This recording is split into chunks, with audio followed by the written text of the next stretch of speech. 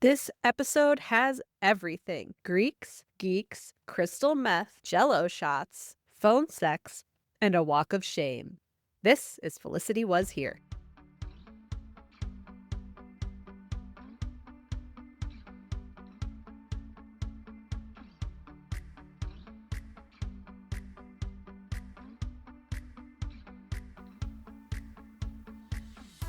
Welcome back to Felicity Was Here. I'm Heather. I'm Melissa. And I'm Dr. Joe. And today we're discussing Felicity Season 3, Episode 4, Greeks and Geeks. Welcome back, everyone. Happy belated Galentine's Day. Did everyone have good Valentines? Yes. I ate a lot of cookies. As did I. I had a very good donut. Gluten-free donut. Oh my gosh. Nice. I just made some cookies today that had potato chips mixed into the cookie dough. Have you ever Interesting. tried that? No. Yeah, really good. I feel like I've seen, like, at fancy chocolate places, they have, like, chocolate bars with potato chips in them, but I don't think I've ever seen them in cookies. Interesting. Yeah. Gotta put the recipe in the show notes. Mm-hmm. Sure thing. A little bit of housekeeping. So, first of all, since it's Season 3, we thought it was about time that we expand our merch. So we now have... Took long enough.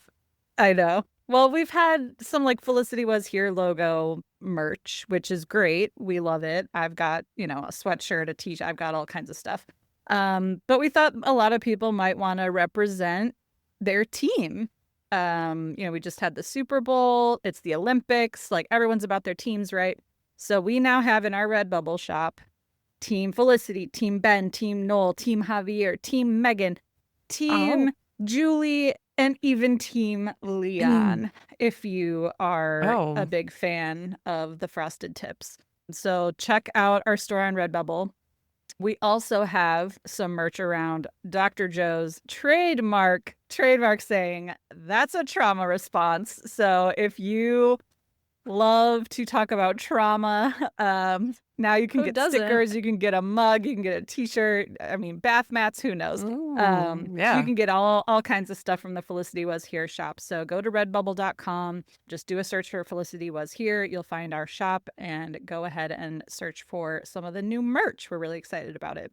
Number 2, again, it's Season 3. We've been doing this for a couple years now. I think most of you know we all have our own full-time jobs. This is really just a passion project for us. We don't have sponsorships, we don't have ads, we don't have a Patreon, that kind of thing. But we did want to, this season and next, offer a way for all of our lovely listeners to support us if you feel like it. So we now have a profile on Buy Me Coffee. So it's buymeacoffee.com/Felicity Was Here. That's a way that you can just show us some support for the podcast. Send us, $5 for a Dina DeLuca coffee. We're so appreciative of everyone's support already. But if there's any little more support to the pod, please head over to buymeacoffee.com/Felicity Was Here. Then that would just make our day. We would love to hear from you there, and we'll give you a little shout out too. And as always, please subscribe and follow wherever you listen to the podcast. Leave us a review if you haven't yet. All of those things help us to reach more and more people. All right. I'm done with the promotion. I'm done with this self-promotion. So on to our episode discussion. So as a reminder, last episode, Ben's dad went missing and Julie found him in a hospital with alcohol poisoning. She also revealed that she actually was a donor match for her biological dad and then abruptly left school. Meanwhile, Noel decided to get his marriage to Natalie annulled and go back to school despite the promise of a very large inheritance. And we also met Molly, the new exchange student roommate from Britain. So Greeks and Geeks, I keep wanting to say Freaks and Geeks, which was very funny to see that was actually out in 1999 as well. It was like around the same time period. So I don't know if they took inspiration from that show in titling this episode. But Greeks and Geeks was written by Terry Treese and Michael Zand and was directed by Larry Trilling. And just a fun note that this episode aired on October 25th in the year 2000, which was only a couple weeks before the 2000 presidential election. And if you are our age or older, you will remember the hanging chads and the fiasco in Florida. If you are Gen Z, go look it up. It was quite a time to be alive. And you know, even less chaos than today, which is kind of interesting. Looking back, it's like, oh, how quaint. But yeah, it's interesting that they had some voting storyline in this episode around the time of the election. I thought that was cute.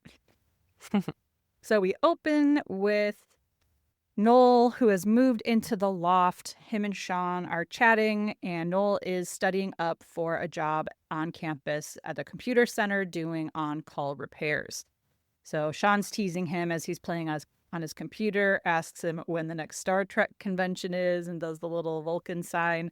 And this is funny because we know from season 1 that Noel's probably more of a Star Wars guy, or maybe that was Guy who was more of a Star Wars guy. But that's okay because J.J. Abrams not only did Star Wars, but he would go on to also direct 2 Star Trek movies and produced 3 of them. So it's just funny how all of his future endeavors are included in Felicity already. And I believe Greg was also in Star Trek, Greg Grunberg. Yep.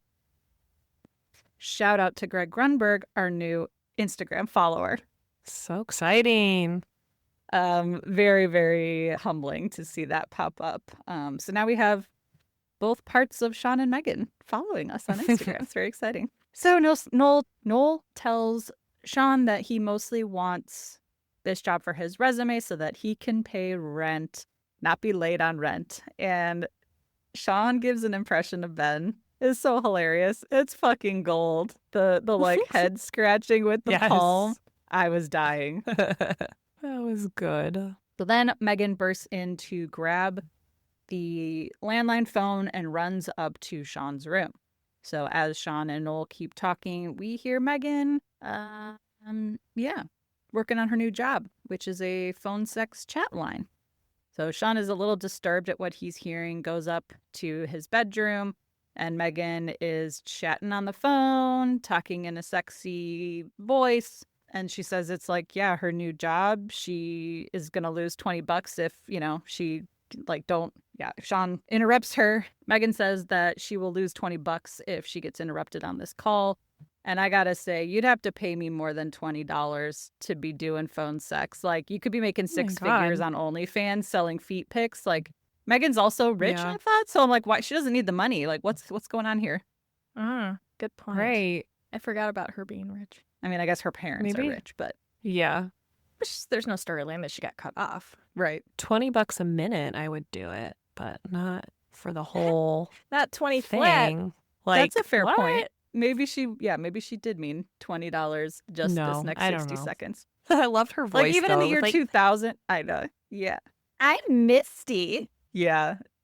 And the way she just like turned it on and off with Sean and then going back to the phone, like that was pretty funny. So yeah, Sean is disturbed and he's jealous. But then when the guy on the phone hears Sean's voice, he asks to talk to him and just to ask Sean to spank Meghan, and he obliges. These two, they always get up into some crazy shenanigans. Those goofy kids. So then we go to Felicity's apartment, where we see that she spent the night on the couch. She tells Elena that she couldn't fall asleep in her own bed, couldn't stop thinking about Julie.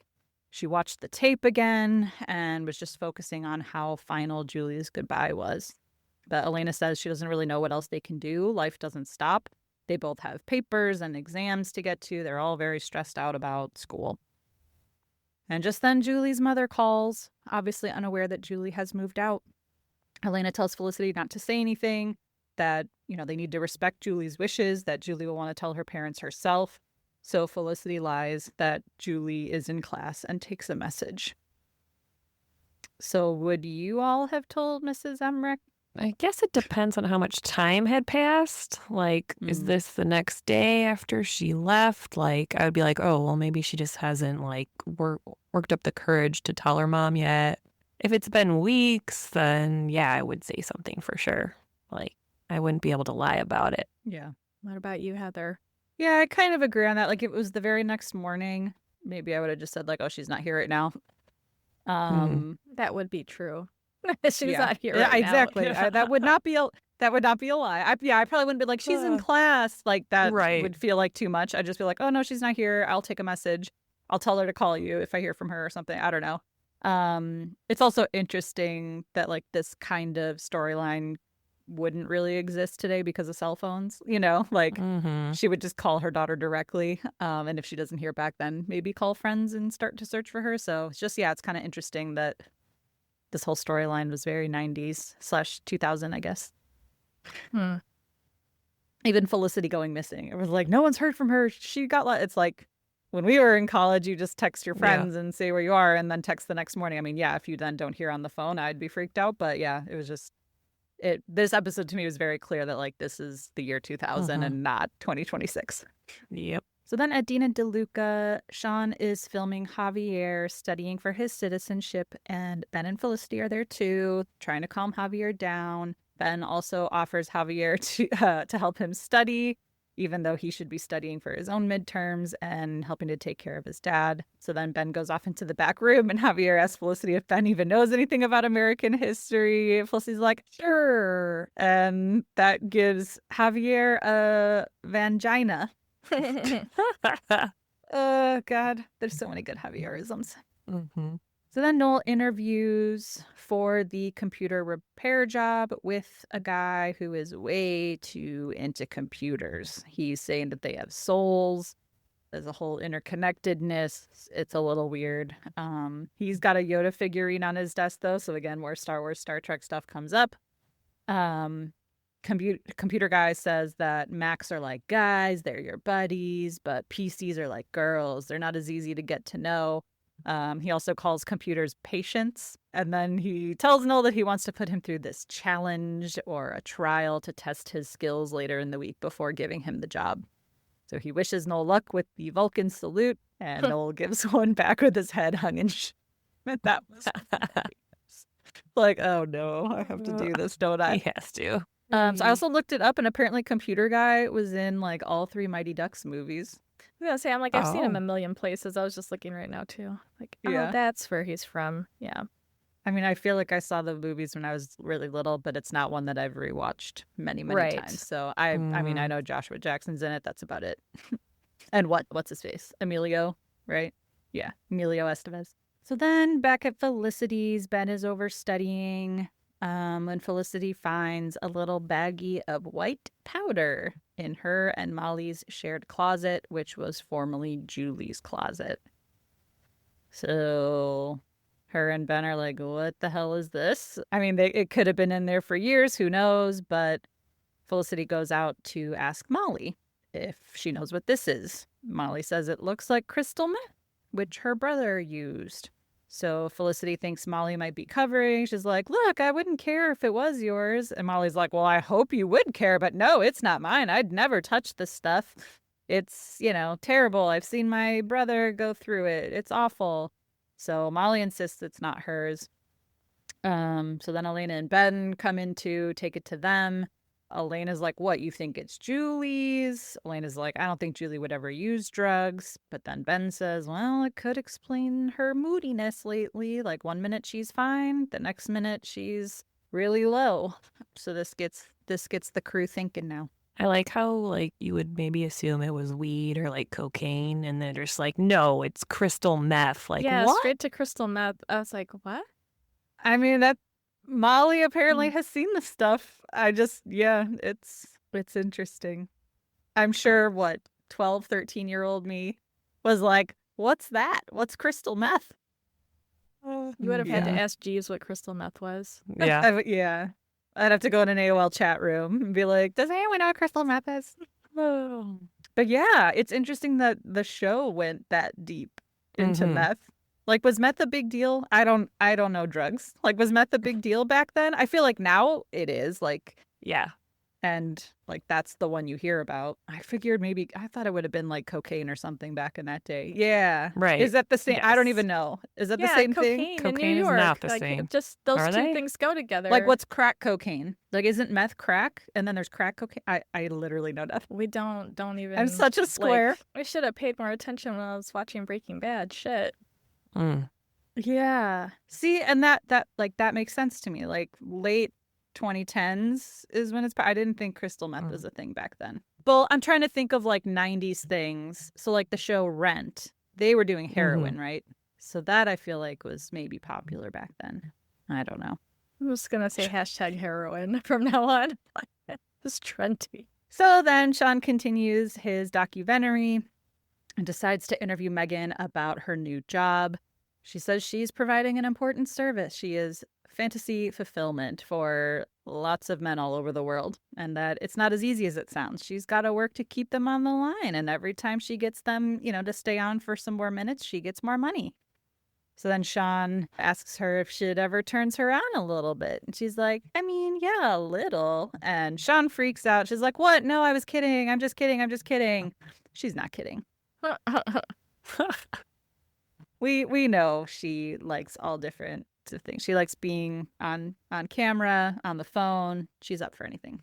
So then back at the dorm apartment, after Felicity's taken a test, her and Elena are discussing the call with Julie's mom, and they kind of regret not telling Julie's mother that she left. So they decide to call her back and tell her that Julie dropped out, but just not to mention the drugs, which I'm like, that's good because you don't know what it is or where it came from. Like, it could have been Himalayan sea salt. Like, we don't know what the heck it is. So Felicity does the honors. She calls Mrs. Emrick back and tells her that she dropped out of school. They haven't heard from her. And she tells Elena that Mrs. Emrick starts crying when she finds out. And that was all very sad. And I felt sad in that moment. Mm-hmm. But then Felicity goes to the loft to tell Ben about the call. And she says that Mrs. Emrick was just scared for her daughter, which scared Felicity. And Felicity also told Mrs. Emrick the truth about Julie's birth father's death. Which, wow. That was wild. Like, you don't say that. No. Yikes. Yeah, that's a lot. I was surprised when she revealed that part. I was like, girl, like, you just need the bare minimum of information to, right. The rest of it, just stay out of it. Yeah, like correct the lie and then leave it to the parent. Like that was wild. And then they got off the phone. Mrs. Emrick talked to her husband and then called Felicity back. And then she was angry that Felicity and friends didn't notice something was wrong with Julie. They were saying, like, how could you let her daughter go like that? So Felicity starts beating herself up for being too wrapped up in her own life to notice what was going on in Julie's. But Ben tells her that it's not her fault and that if he learned anything from his dad, it's that. And he comforts her. And it's just such a beautiful moment between the two of them. Like, I like that they show the flip side where Ben supports Felicity in a tough time too. Like, it's not just one-sided. Like when, he was looking for his dad and she's trying to be there for him, like he was able to support her and push back on her and make her feel better too. So I thought that was very sweet. Yeah, he said all the right things, and yeah, he has a sensitivity. He's good, good at that, being supportive. But yeah, I think pretty wild for Mrs. Emrick to blame the friends. Absolutely. Like, you're her mom. Why didn't you notice anything? Right. All summer. Yeah. Mm-hmm. Right. Yeah, exactly. She would have noticed more than anybody. And then she's like, how could you let her go? Well, she left in a videotape. They didn't get to actually supposed to talk to her. Handcuff her to a pipe. Like, how do you sit with someone all day, every day and be around? Like, she left when they weren't there. Like, I don't know how you're supposed to stop her. Like, her stuff was gone. They didn't have a chance to convince her to stay. Yeah, just disappeared. And I also think Felicity, I mean, we know she is being hard on herself. Even Ben says it. But, like, I feel like there were people that noticed. Like, Elena noticed Julie was crying at night and was like, hey, do you want to talk? She's like, I just want to be alone right now. So it's like the friends, I feel like, were trying. They were trying to talk to her and she was just pushing them all away. So, yeah, it's unfortunate that the parents said that. Yeah, that's fucked up. But it reminds me, it does seem on brand for Felicity, given her history of how she was with her parents and their relationship and like pretending everything was okay, and that over responsibility for somebody else's feelings or behavior. So I was thinking that maybe that nerve got poked a little bit, that old part of herself that was doing that people-pleasy stuff on that level. I think that's why that surfaced so strongly. Because I was like, this is really fucking annoying. Like, that's crazy. Like, why are you blaming yourself this much? Like, that's nuts. But then I was like, oh, that's how she is. That's such a good point, that it's like you're supposed to take care of everyone else and make sure, like, keep the peace between everyone. Yeah, that's a good point. And I think she also could just be really worried about Julie, too, because she left without any notice and they haven't heard from her. Yeah, they don't have cell phones, I guess, so she can't just say, like, hey, where are you? Are you okay? Yeah. So I Worry's think different than guilt, though. No, I know. But I think, Yeah. like, if you're already, like, worried and stressed out and then someone comes in and, like, starts blaming you for Yeah. stuff, I think that could, exacerbate it. So then Noel is preparing for his PC Olympics and Sean's interviewing him. And Noel says that Tracy's got a new laptop, and so he's going to let Noel use his old one to test him on his PC knowledge.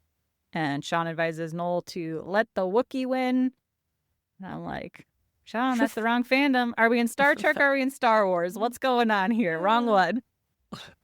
He tried. Yeah. So then Noel is with Tracy, and Tracy thinks that he's got Noel stumped. He's crashed his computer, his old computer. Noel's trying to fix it. And it looks like he's done enough research on PCs because he does fix the computer. He gets it to restart. So he asks Tracy to stump him again because this computer guy is going to really put him through the ringer. So as Tracy is working on messing up his old laptop again, Noel's taking a look at his new computer, which is like his Porsche. Don't touch it. Tracy says Elena has a paper on the new computer and warns Noel, you better not lose it. So Tracy messes up the old laptop again and tells Noel that if he can fix it, he's a super mega nerd. So then Sean films Javier and Ben heading to the library to study for the citizenship test. They pass a table where a woman is registering people to vote. Javier is admiring the little American flag, says it's so beautiful. And Javier tells the woman that he can't vote in the next election. He won't be a citizen and registered in time, but, she wishes him luck. And then asks Ben if he's planning on voting. He says, no, I'm not. Let's go.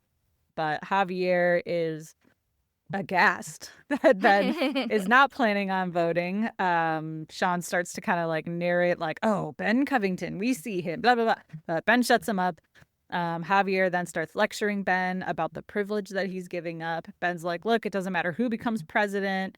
And that he walks away. And Javier says, can you believe this pineapple head? That was a good one. Says, oh, in the next election, he should vote Hippocrat.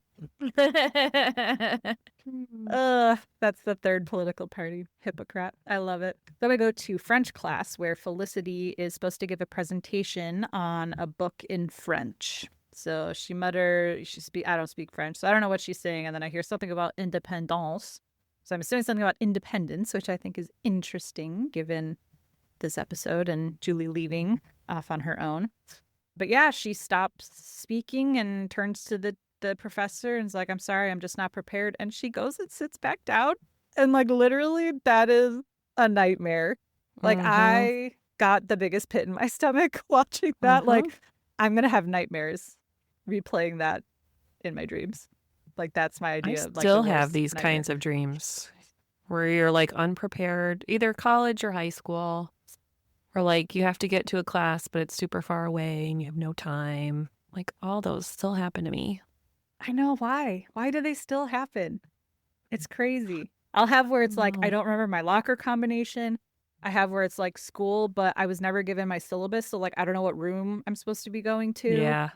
I have ones where it's like toward the end of the semester and it's getting close to finals. And I was like, I was supposed to drop this class, but I never dropped it. And so then I have to study for it. Like, why do I? So this is, it's like right out of a nightmare. I'm just not prepared. And then you sit down. Oh my God. Yep. Are they just stress dreams, Dr. Joe? I think so. Anxiety dreams? Yeah, I think so. I'm surprised that she got so derailed, though, by this stress with Julie. Like, that it... So, that thing with Julie happened like the day before. It's like you would have been preparing for this exam for weeks, presumably, and not just like the day before when your old roommate's mom yells at you and then like, you know what I mean? So I feel like she would have been more prepared and then maybe just kind of like stumbled over herself because she was, you know, preoccupied or something or distracted a bit. But like it's like you didn't get this assignment yesterday. Like you knew this was coming. Yeah. So it's a little bit of an extreme, I think. I was like, really? Like, really? Probably for the You're drama. just totally bombed. Like that's a little bit too much. Well, and she has multiple tests. Everybody does. She would have been studying for them. No, but I'm just saying, like, yeah, she would have been studying for all these midterms ahead of time. Yeah. Like, if you have that many, you wouldn't just be studying the night before. Like, if it's one, maybe. But so there's, like, it just seemed like she, yeah, it was too much. I was like, that's an extreme reaction. I was like, that didn't sit right with me for some reason. It's too far. Probably for the drama to show how distraught she is, and that's why she needs to go out. Yeah, they already showed her not being able to sleep and stuff. Oh well, it happened the way it happened. Then at Meghan's place, she's on the phone when Sean comes over. He starts talking to her and complaining that he doesn't have a hook for this week's documentary episode. She's saying and then he starts talking some more, and then she starts having a, I guess, virtual and it becomes clear to Sean that she's, having phone sex on a call again and studying at the same time. So Sean finally blows up, saying that Meghan is cheating on him. She tells him that she's not like his other girlfriends, like Chloe the librarian, which I'm like, I don't think he ever dated her. No. Like, they were never together. It was definitely never girlfriend-boyfriend. And then, she yells that talking to guys on the phone is like having sex with him. It's over quickly. She does all the work. That was a burn. Ouch. She's sharp. Oh, man. So, is Sean overreacting? Like, would you all be cool with your partner having this job? No. Probably not, unless it was like some good-ass money. Like I said, 6 figures on OnlyFans, I think I'd be okay with my partner. Yeah, especially if it was like super part-time and it wasn't interfering with anything else that I needed. You know, it's like, oh, you can still cook dinner and do that? Perfect. Like, more power to That's you. true. She was multitasking every time. Yeah, I mean, like, if I didn't have to be around to hear it, I wouldn't. I don't know. The income would have to be significant. It'd have to be substantial, and I'd have to not be in the vicinity when it was happening. Like, he kept on encountering it. Yeah. I feel like if it, like, the phone calls are too personal, like personalized and custom and like live, real time. To me, the photo thing on OnlyFans is different because it's like, it's none of my business what you do with these photos. I don't know what's going to happen. Yeah. But like you're involved one-on-one, that, that's too intimate. Creepy. Yeah, that's too intimate. Yeah. I don't know. It's hard for me to picture this now, but like, I'm trying to think, like, if I was in college, would I have cared? I'm like, I don't know. Oh, like, I would. Because my head's like, I've been with somebody for 16 years, and like that would be kind of weird. But I'm like, well, can I buy some stuff from Depop? No, I found that website and I am fucking wrecked. I'm so wrecked. I want to buy every 90s outfit on there, and I'm like, yeah, that would be great extra income. Can't believe you just found Depop. It's a good thing, because I'd be like in the gutter right now. I'd be like, I would be doing a fucking phone sex for extra money, because I would have spent all my money by now if I found that website earlier than this weekend. I'm so screwed. Think about how many rocks you could buy with that phone sex money. I don't have any room for any more rocks, so I'm off of the rocks now. Oh, man. Notebooks, pens, stationery? Yeah, I don't know. You're off that too? Yeah. I'm burn hot and fast through your passions. She's on the corn sack train now. Oh, right. I got some more. I got some more in the mail. Just one, but I've got some more in the cards. I slept with 2 of them on the couch when I was taking a little nap before we recorded, and I was like, this is great. I love this episode. Okay. Talking about meth, we're talking about phone sex, corn bags. Like, corn bags? Corn bags, not bags. Sacks. Sorry. Oh no, maybe it was bags. I was like, sack seems worse in my opinion, but okay. Yes. Yeah, that'd probably be hard to introduce into your marriage at this point. If I was 19, I would not like that. No. at all. Not at I all. would have been such a kid about it. Instead of like, I think it's work. funny. That would have been so fucking funny. I'd be like, you're not even good at this. Like, you're not gonna get any money. Move over, let me You're do like, it. no, can I literally sit in and Mm. listen? I think I like would be fine with it if it was the equivalent of like taking feet pics for OnlyFans, but like you're calling someone and describing your feet. Like, I'm a size 10, I have slight bunion, like nothing sexy. You're just like talking about your feet, and that would be okay. That would be okay. Have 5 toes. Or yeah, just like live stream getting a pedicure. I mean, Yeah, why not? I'd do that. I'm ready. I'm ready to OnlyFans my feet. We're done with the podcast. I hate Every working. energy is going to get directed to doing all of this now. People, everyone please go to buy me a coffee so that we don't Right, have so we to don't start have to. selling Yeah. feet pics to pay for the pod. Clearly, we're in dire straits. God. So then, during one of his documentary interviews with Javier, Sean gets a call from one of Meghan's clients. So Javier's like, oh, let me take it. Let me take the phone. And he pretends to be a luscious blonde named Amber and then starts to recognize the voice on the other end and thinks it's his ex-roommate, Francis. But Ben's like, no, look, we got to get back to studying. So when Javier is off the phone, Ben asks when the Civil War began. Javier says, what Civil War? Oh no. Oh, So he's got a little work to do, but also it is a good reminder that like none of us remember anything This from is true. government class and we would not be able to No. pass the citizenship test. Absolutely not. I was like, No. yeah, 1800s at some point. that's what. That's I'm like 18 something. Toward the end of the 1800s. I wouldn't have passed that. But that was really sweet that Ben was the one who's like, hey, we got to get back on this. Yeah, Like, he get was back to keeping him studying. in line. Mm-hmm. Like, Ben of all people. I Who know. would have thunk it? It's growth. I like it. Then we go back to Noel and Tracy, and Noel is struggling to fix Tracy's old computer. Tracy thinks it's time to call it, says it's like the ER. Eventually, you got to stop CPR and just let the patient go. But Elena comes in and panics because she was using Tracy's old computer for her paper, not the new one.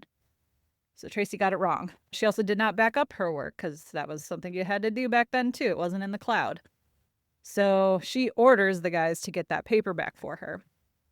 And then Meghan grabs Elena and Molly out to the kitchen to tell them that Felicity has been spacing out in her room and she's really worried about Felicity. So Elena and Molly want to take her somewhere to distract her. Elena, though, is hesitant to leave before the guys rescue her paper, and Felicity comes in. And Molly and Meghan say that they are going out tonight with her, so Felicity agrees. So then Meghan is like, we need to find a party. So she goes and asks Noel for the most out there club he went to when he was Leon. And Noel's like, you can't handle where I went. She's like, tell me what places you went to. He's like, you can't handle where I partied. So she leaves and goes across the hall to the cute guy's apartment and learns about a frat party that they can go to. So I'm like, of course. I mean, Felicity has to have a frat experience in college. We were going to get here eventually, right? But I think it's very interesting that like Meghan isn't up on the latest parties already. Like she has to ask Noel the geek and a random neighbor. And so I'm like, oh, are we again slowly showing her character change, like being the domesticated person she didn't want to be? I was like, or is Sean just cramping her style that bad? Yeah, wasn't it just last season where she took them, the girls, to that like crazy club that Javier was like, oh no, like Right. Yeah. kind of negates like, Yeah. But she's and not up on it anymore because she's in a relationship. Yeah, Okay. that's weird though. And like the idea that Noel, like she couldn't handle somewhere that Noel went. I'm like, come on. Or that Leon went Yeah. to. Like, I thought it was Right. hilarious because he was the geek. But he was like, no, I know. you can't handle where I went. He was cool for the summer. I thought it was funny. have you guys ever lost a paper? No. No, I would never. Like, Never. absolutely not. Do you know me but at Yeah. all? Well, that's what was so shocking to me. Like, they did have emails and stuff. Like, you email a copy to Yep, yourself at floppy like 5 disks. different emails. You put it on 3 different floppy disks. Like, Mhm. on like, yeah, like I had multiple. Like, if I had a really big paper, like it would be on multiple flash drives, multiple emails, and like Mhm. it'd be secured? I don't know. In college, I probably just, would have had it saved. I think maybe we had USBs back then. By then. Yeah. Yeah. Yeah. But in the I'm year 2000, I'm at shocked least that a hard, Elena wouldn't at least have the hard done disk. more. Yeah. Mm-hmm. Yeah. It's like, Elena, you should know better. That's crazy. Especially back then when if she didn't have her own computer, you would think she'd be putting it on something like back and forth to Right. like work at the library, work on Tracy's computer, work on her computer. I don't Or know. would have like printed it at some point. Like if Yeah. it's due soon, like why is it just sitting there resting, like waiting to get lost? But also Tracy did call it a word processor. So this could be way still earlier than we were thinking, like in technology wise. I don't know. Yeah. Yeah, it's hard to say. Yeah. I feel like Elena would be No. on top of that though. This is the year 2000. Yeah, we only went to college like 4 years after that. Yeah, she would have been on top of it. Yeah. So Meghan finds out about this frat party that they're all going to go to. But then we get a jump ahead to Sean interviewing Meghan the next morning. And she says that she feels bad about the night before. Sean hears that Felicity tried to back out of going to the party, but Meghan threatened to tell everyone her dirty little secrets if she didn't go. So Sean's like, oh, what secrets? She's like, well, I can't tell you. Felicity went to the party. So then we go to the party. And I feel like this is already a big 180 from the Aretha theory that we just were talking about. Like that episode was so fun. Like I loved seeing them going out and having fun and cutting loose. And this episode, like everything from the start already feels ominous. Like the music at the frat party, it's packed. She's like, oh, the floors are sticky and all, which like, yeah, that's a frat party. But like Aretha theory, we got a getting ready montage. Everything about that episode was fun. And this one, like, we get a jump ahead to already find out, like, Meghan feels bad for some reason for making her go to this party. Like, it's just really interesting that, like, the two going out episodes are so different. It just, yeah, everything was ominous in this one. Yeah. Well, tonally, yeah, it was different because they were going out for different reasons. Yeah. Which reminds me, I feel like in college we always used to say, like, don't drink when you're sad. Like you can go out and party and all that, but like if you had a breakup or something bad happened and you're sad, like it's not gonna help. Never drink when you're sad. Yeah, because in Aretha theory, it's like they were all kind of owning like the woman power, and it's for all of them were in it. But for this, it's just like they're rallying around one person that is unhappy in a very different way than she was in Aretha theory. So it's like there are quite a few differences in how and why they went out. Yeah. So, yeah, that tonal shift is on point. So at the party, someone's passing out jello shots. So Felicity, Meghan, and Molly all do them. And of course, they're actually kind of good. They looked pretty big, too. They were like huge jello jigglers. Jello jiggler. Yeah. Then back at the apartment, though, Elena is waiting impatiently for her paper. Noel doesn't seem to be able to fix it, so Tracy suggests calling computer guy. But Noel's like, no, that'll be suicide for this job prospect.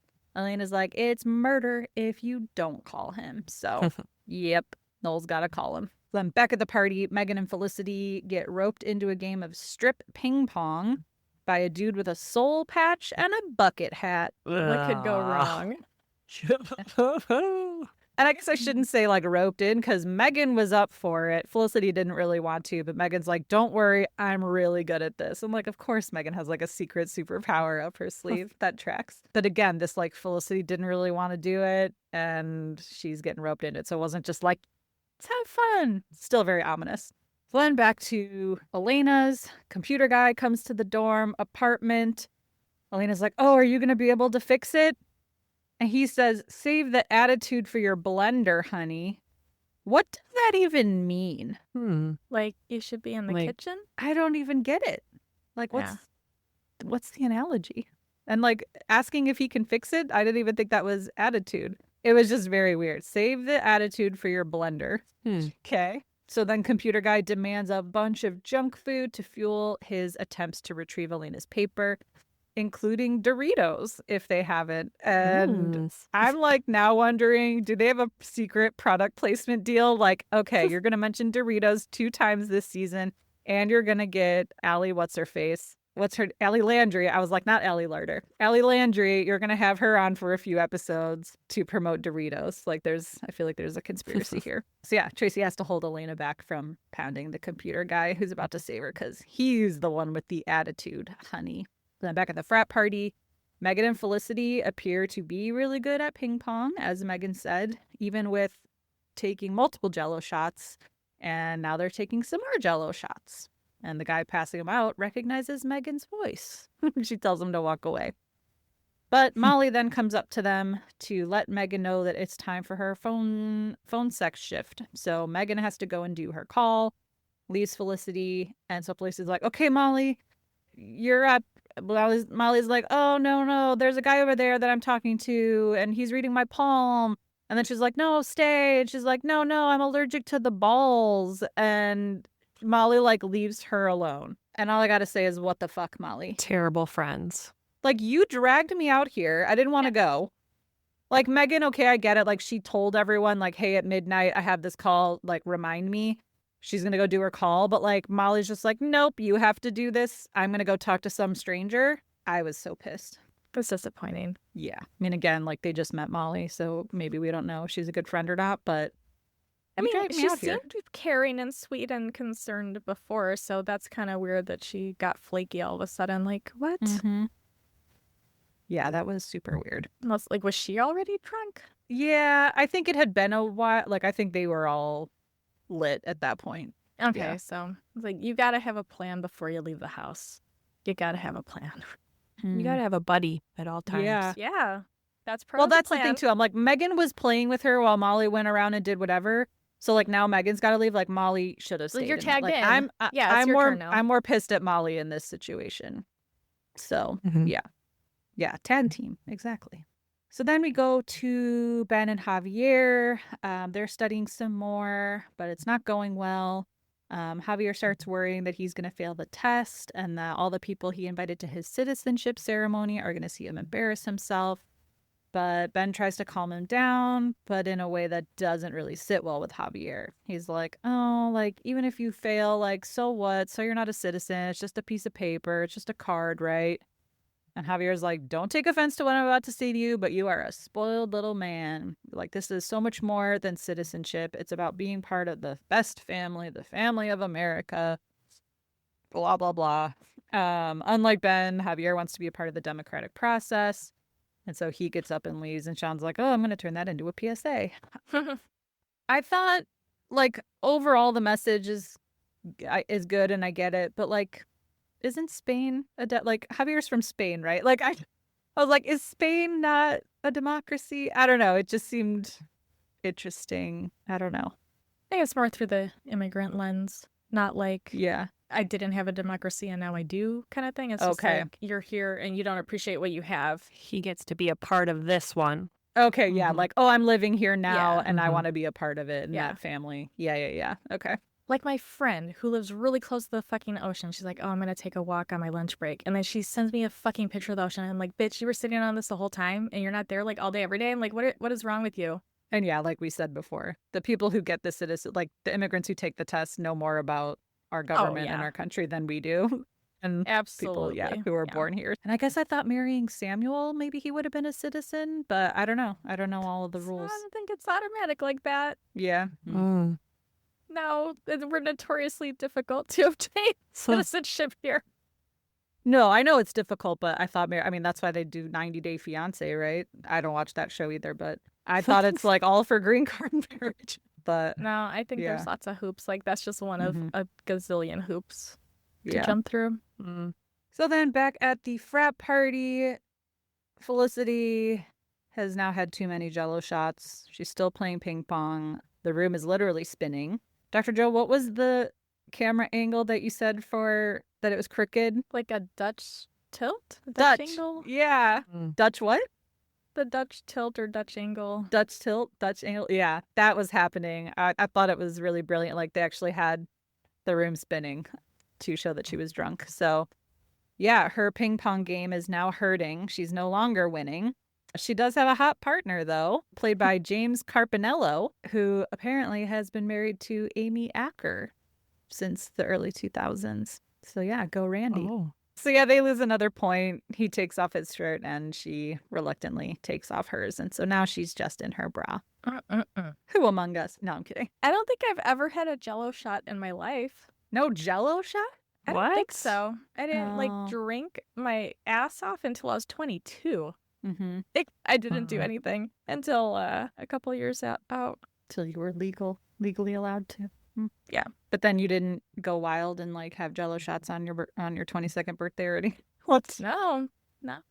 Oh, yeah, they are tasty. They can be tasty, I should They say. are. Yeah. We have one of my coworkers always brings jello shots to our teacher events in the summer. Nice. She makes pudding ones that are super good. So Ooh. they can be tasty. With Baileys With or cream something? liqueur. Yes, a creamy one. Mm-hmm. Oh my. That sounds good. Yeah.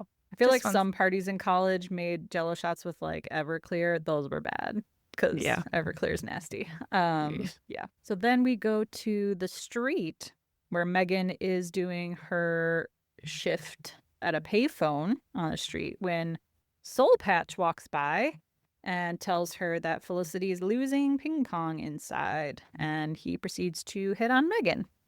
But she tells him that both she and Felicity have boyfriends. But Soul Patch tells her, well, someone should tell that to Randy. She's like, who's Randy? Randy. The guy that your friend, who the boyfriend just ran off with. So Meghan finds out Felicity is gone. Well. But yeah, and I'd be like, where the fuck is Molly? Just Mhm. lets her friend, yeah, I'm mad at Molly. How I did don't that like Molly. escape her attention entirely? Yeah. How did she not see her friend naked? Exactly. Meghan, Molly's the one in the fucking building with her. Yeah. Yeah. So then we go to the next morning again, where a distressed Meghan goes to the loft and tells Sean that she screwed up. Of course, Sean is in his own brain. He's like, oh, look, it's your job, whatever. She's like, no, it's not about that. And he's like, oh my God, your arm. Her arm is in a brace. And she's like, no, it's not about that either. I was drunk. I fell down some stairs, whatever. She's like, listen to me. I lost Felicity. So we pivot to Felicity waking up in bed with a huge hangover. And she's next to Randy in bed. And we see she's just in her bra. She's horrified to realize where she is. So she gets up, puts on her shirt, and tiptoes out of the frat. Yikes. Mm-hmm. Would you have just left, or would you have tried to wake up the dude and be like, what the fuck? That's a good point. Because I feel like I would have been like, yo, what the, what the hell? I don't know. I could see, in the moment, freaking out, fight or flight. Trauma response, or, I think she just flighted. She wasn't moving with the quickness. Well, she had to keep everything quiet. So, yeah, no one woke up and saw her. Yeah. But I think at that moment, she was just like, oh, my God, what the hell? I have to get out of here. I'm not supposed to be here in my bra with another dude. Maybe deep down she didn't want to know. I would have been curious. I don't know. Yeah, I know. Yeah, that's tough. All the shenanigans I got into of that variety, I did very much on purpose and was very alert and Yeah. aware the whole time. So, yeah. I've never been so drunk that I wouldn't remember. I would just wake up and be like, I have no recollection of what happened the last 8 No. hours. Yeah, I never had a full blackout. No. There were hazy nights, but there was never how did I end up where I woke up? completely Yeah. missing time. There's Yeah. nothing there. Yeah. I don't know. Maybe she thinks in a few hours it'll come back to her. It'll all start coming back. Celine Dion song. I don't know. Yeah. I guess at this point it's not super clear at this moment that she doesn't know what happened or didn't happen. Yeah, that's not till later. Yeah. Yeah, so I guess but part of me would have just wanted to be slap him or something. I gotta do something on my way out, or put something of his on the toilet on the way out. Do something dramatic. She wouldn't know if it was his fault. Maybe she didn't say anything about having a boyfriend. Maybe she consented. We just don't know. No, I know. Maybe I know. We don't know. Maybe he's not at fault for anything. Yeah. But I get you. I just want to smack him anyway. Yeah. So yeah, it's the next morning. So now we're going back to computer guy. He's still working on Tracy's computer. Tracy and Noel are asleep. Elena looks like she was up all night. It's her paper at risk here. And computer guy says he's got to ZZ top it. He has to completely wipe the computer. There's no hope. So Elena's scared now that she's going to get her very first F. But then Just as computer guy's finger goes to the delete button, Noel says, wait, I have a solution. And it was so damn simple. He had to do some sort of beep bop boop bop, and it was all magically fixed. Elena got her paper back. So he proved to the computer guy that he could do it. And it kind of made him realize that he had lost touch with the flow. That computer guy was cocky and arrogant. Noel's like, look, we all get stuck sometimes. So yeah, Noel gets the job, and the computer guy throws up the Vulcan salute. And Noel's like, no, I don't do that. I don't do that. Oh God, that made me laugh. He's like, no, I don't do that hand sign. It's like I was a little bit spacey. Was Elena even trying to rewrite the paper at all while she was up all night, like being like, you gotta save Didn't this, look or was like she it. just freaking Yeah. out the whole time, like doing absolutely nothing to recreate it? That's a fair point. No, I don't think she was doing it. 'Cause I would have been. Except watching him. Except being like, where's my paper? Mm-hmm. Yeah, I'd be like, it's in your brain, girl. Like, start typing a new one, like, right now, just in case. Like, even if it's shitty, it's more than zero amount of paper. Yeah, that's a good point. So then she would have, like, had some notes or something. Yeah, even if it's like 1,000 words short. Yeah. Yeah, Uh-huh. like, she would have had to have, like, had probably resources to do it. Like, it's like, okay, well, like, do something, cobble something together instead of just being like, are we there yet? Are we there yet? Are we there yet? Like, it's like, that's not gonna. Elena was not well. It was not. She was very out of sorts. Yeah, at that point, she should have just gone out to the party too then. She wasn't doing anything. Yeah, because she wasn't writing either. Yeah. Mm. It's not like she can do anything with the computer. She never would have left Felicity alone. Exactly. Yeah, it's like, so this big distraction. So then they'd have no drama. Mhm. It would have made sense if she was at least trying to write in the background and was like, I can't go because, like, I don't trust these idiots to recover my paper, so I'm going to do something Yeah. while I still monitor and make sure that they're working on it. Well, so then we get the classic walk of shame. Felicity does the walk of shame home in the city streets of New York, stops to puke in a trash can. Oh, man. What a low spot. Yeah. Like, it's just something slightly different about it being literally New York City. Like, you're walking down the street. Like, if I was doing that in my college town, like, it'd be some little neighborhoods, like, no one's going to be around. But, like, you're doing this in the New York City. Like you said, what a low point. How embarrassing. Yeah. Yeah. I did it in Melissa's college town. Oh, God. Well, But again, that's different than New York, where there's literally people around all the time. Like, these I are know. smaller college towns. Yeah, like, it's a different experience. it's normal there. I'm glad, though, that normal. I wasn't on the street with, like, all sorts of nonsense around me. That would have been... Yeah. It's got to be very disorienting. Like, everyone's, like, bustling and going to work, and you're just, hurling Like, into why a are you trash so can on the loud? sidewalk. Like... Loud and bright, and oh, man. So everyone else except for Ben has gathered at the dorm apartment, student apartment. I don't know what to call it because it's none of those things. So everyone is still unsure, though, where Felicity is. Megan's worried about her. She feels bad. And then Felicity does come home. She's like, hey, guys, I'm here. Like, don't worry. But she doesn't know what happened. Megan's like, did you have fun at least? No comment from Felicity. So as she starts to go into her room, Megan tells the rest of the group she feels so bad, like it's her fault for ditching her. And Felicity goes back in. She's like, hey, look, if Julie leaving wasn't my fault, then this happening is not Megan's fault. So she goes to her room, and Molly follows her in to check on her and offers her a bindi as a blessing to keep away negative things, and does a prayer for self-acceptance and puts the bindi on her forehead. Bitch. And I'm Get like, this bindi off. Yes. You abandoned me. exactly. I'm like, too little, too fucking late, too Molly. Little, too late. Yeah. Where were you last night, bitch? Mm-hmm. Unreal. So Felicity admits to Molly that she woke up in some random guy's bed. She doesn't know if they slept together. She doesn't remember anything. But now she's worried about what she's going to tell Ben. So then Molly warns her that the bindi might not work right away, but don't worry, it will. God. Awful. I'd be like, get that corn out of my face. That's in my head 24/7, by the way. That's what just came into my head. That caught into my face. It never leaves my head. But just then, Elena bursts in with the phone. It's Julie on the line, hands it over to Felicity. And so she talks to Julie. Julie says she's okay. Felicity tells her she should call her parents. didn't say like, oh, by the way, I told them that, you didn't donate your kidney or whatever, liver, kidney, whatever it was to your birth father. Like, oh man, this girl, Felicity. But yeah, so Julie's okay. So then we get to go to Javier's citizenship test, where Sean is filming Ben and Javier just before it.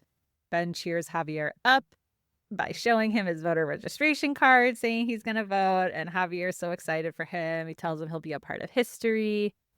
And Javier goes into his test and he confidently aces it. He gets the Civil War date and Alaska and Hawaii correct.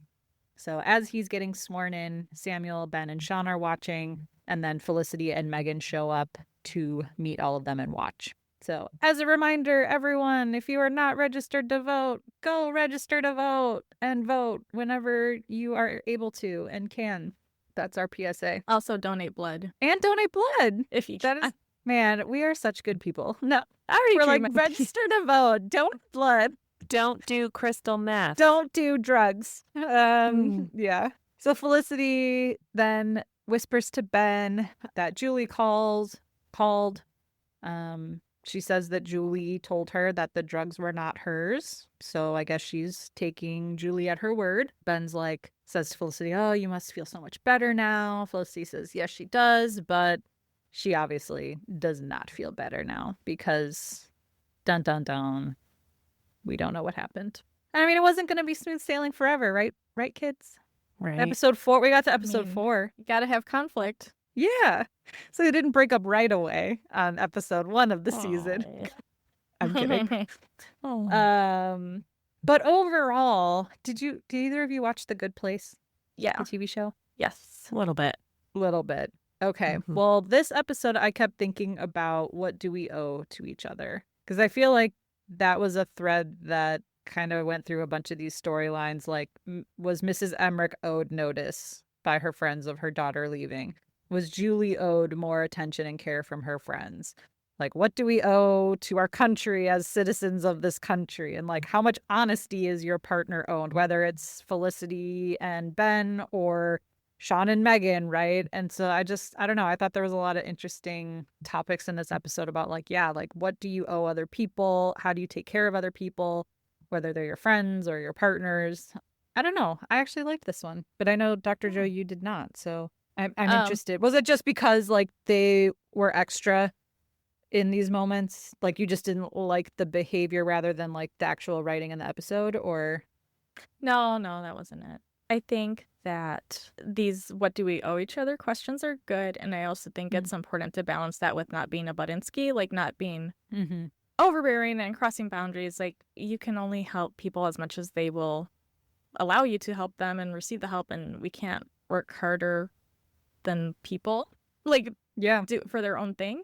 Unless they're like really, really struggling and they're really verbalizing like I really, really need help, but we can't want better for them than they want for themselves, at some point. Yeah, that is a balance. Because normally Felicity would Budinsky herself, and this time she didn't.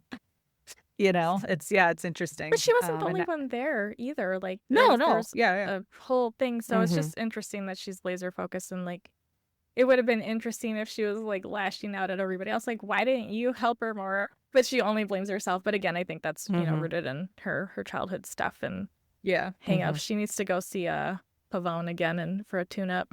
Oh, where is Pavone? That have been awesome. Yeah, she's like helpful at this time. Yeah. Speaking of some of that Pavone, stuff out. My sister and I listened to our podcast episode 1 together in the car because we were on a road trip. And she brought up something interesting that I've literally never thought about. We never hear about her summer internship and how it went.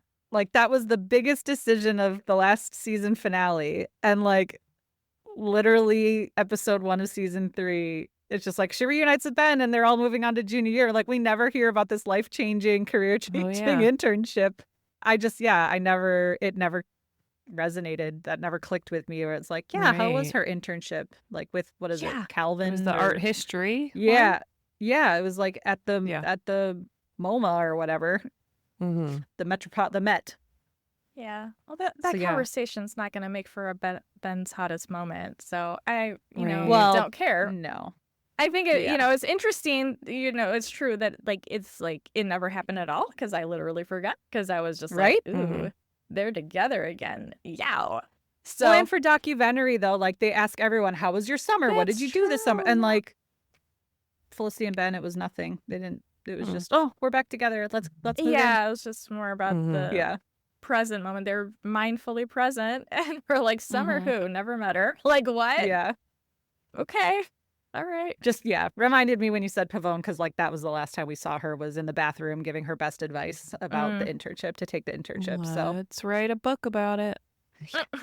Felicity Summer Felicity Part 2. Summer Part 2. So yeah, I don't know. I mean, there was a lot that happened, and it's clear that like they're setting up for more things to come. I don't know. I liked that we saw like some classic college experiences, like a frat party, like a walk of shame. But yeah, just wish they were on maybe some better terms, because it was very ominous and like depressing rather than fun, like Aretha Theory. Yeah. I wish there was more parties where she had fun. I guess that's all I gotta say. Yeah. Cool. Greeks and Geeks. Very on the nose title. We know what that is about. Frat party and computer nerds. You know what? My brain was not working today, and I was like, Greeks? Is it because they both have philosophy midterms? Like my head went there immediately, and I was like, because I completely forgot about the frat party, and I didn't make that connection in my head at all. Like, But like, I think your podcasting card is revoked. guess 90210 show starting early. See ya. Exactly. Yeah. Well, I mean, there's got to be like 50 frat party storylines on 90210 to reference. No. I don't think so. No links. One of them, like, there was a house fire, and that was extremely traumatic. That was a big one. That was very juicy. Oh, yeah. Is that Was one it where a Kelly sorority house? Or? Yes. Ah, okay. It was Kelly gets a little burn on her arm or something? Yeah, it's like supposed to be a devastating. little but burn. She got does. burned, but it's like the way that they revealed it, it was like, girl, come on. They could have handled that whole thing better. Like, it was disproportionate. Her reaction to what they showed, like the makeup stuff, like they could have done better. She just, whatever. It was a soap opera. She's like, I have a boo-boo. I have ouchie. I appreciated the antics, though, of course. Fun. Well, that'll do it for this episode. Register to vote. Go and vote. Don't do crystal meth. Go to buy me a coffee so we don't have to set up an OnlyFans. Tell your friends' mamas all their deep, darkest secrets in business. Put your friends on blast to their mamas. You're doing life right. The more you know. The more your friends' mama know. Oh, man. Talk to y'all next time. Bye. Felicity Was Here is produced, written, and edited by Heather, Melissa, and Dr. Joe. You can find us on Instagram and TikTok at Felicity Was Here Pod. If you're enjoying the pod, please leave us a review and help us spread the word. We appreciate you and would love to hear from Felicity superfans like us. So send us your feedback, ask us your burning questions, or just say hey at felicitywasherepod@gmail.com. We may even read your note in a future episode.